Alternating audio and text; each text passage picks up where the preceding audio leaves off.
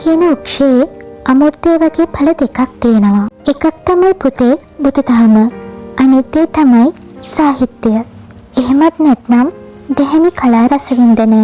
ඉතින් අද වීඩියෝ එකෙන් කතා කරන්නේ උසස් පෙළ විෂය නිර්දේශයට අයත් එක් සාහිත්‍යාංගයක් වන බැද්දේගම නවකතාවේ විචාර ප්‍රශ්නවලට පිළිතුරු ලිවීමේදී විචාරයක් ලියන්න පටන් ගන්නේ කොහොමද කියන එක ගැන. බැද්දේගම නවකතාවේ විචාර ප්‍රශ්නවලට යොදන්න පුළුවන් ආරම්භක ඡේද මොනවද කියන එක ගැන.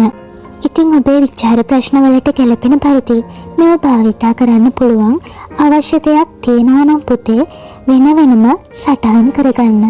පළවෙනි එක, හුදකලා මිනිස් ජීවිතයේ දුක්ඛිත සරය වේගවත් ප්‍රතිරාවයට නන්වන නවකතාවකේ බැද්දේගම. දෙක, ගැමියාගේ සිත් සතන් තුළ පවතින දුක පිළිබඳව පාඨකයාට සානුකම්පිත වූ අපරිමිත දයාවක් ඉස්මතු කරවීමට සමත් අපූර්ව නවකතාවක් ලෙස බැද්දේගම නවකතාව හැඳින්විය හැකිය. 3. සත්‍යයත් කල්පිතයත් අතර ඇති ප්‍රබන්ධය වූ කලේ නවකතාවයි.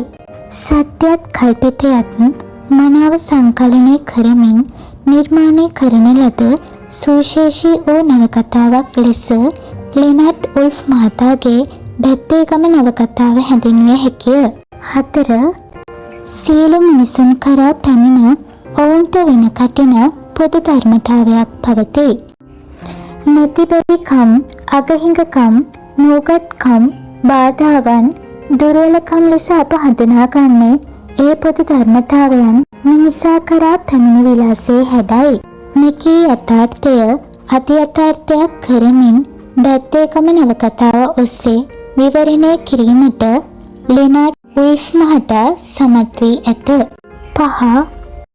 බැද්දේගම වනාහි අතිශය ප්‍රශංසනීය වූද මනහර වූද කෘතියකි යනුවෙන් මෝර්නින් පෝස්ට් පත්‍රයේ සඳහන් වන්නේ ලාංකීය නවකතා ක්ෂේත්‍රයෙහි අතීත පරිසරයක යථාර්ථයත් ජීවන උපායත් මනා ලෙසට ඒකාබද්ධ කර ගනිමින් විවරණය කර ඇති බැවිනි.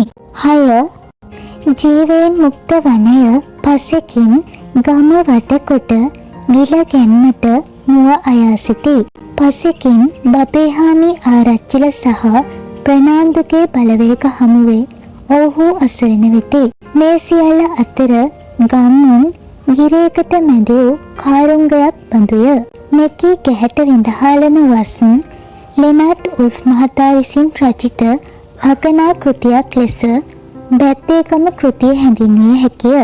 7. මිනිස් දිවියෙහි පවතින දුෂ්ට ස්වරූපය මූර්තිමත් කර දක්වන මහ වනයේද බැද්දේගමෙහි වෙසෙන අව්‍යාජ ගැමියන් විනාශ මුඛයට හෙළන අයුරු විචිත්‍රණය වී ඇති චමත්කාරය බැද්දේගම නවකතාවෙන් අගයනු යුක්තියුක්තය. ඉතින් මං හිතනවා මේ වීඩියෝ එක ඔයාලට වැදගත් වෙන්න ඇති කියලා. ඉතින් පුතේ මේවා බැද්දේගම නවකතාවේ විචාර ප්‍රශ්නවලට ගැලපෙන පරිදි ගලපාගෙන භාවිතා කරන්න. වීඩියෝ එක හොඳයි කියලා හිතනවා නම් පුතේ යාළුවන්ටත් බලන්න ෂෙයා කරන්න.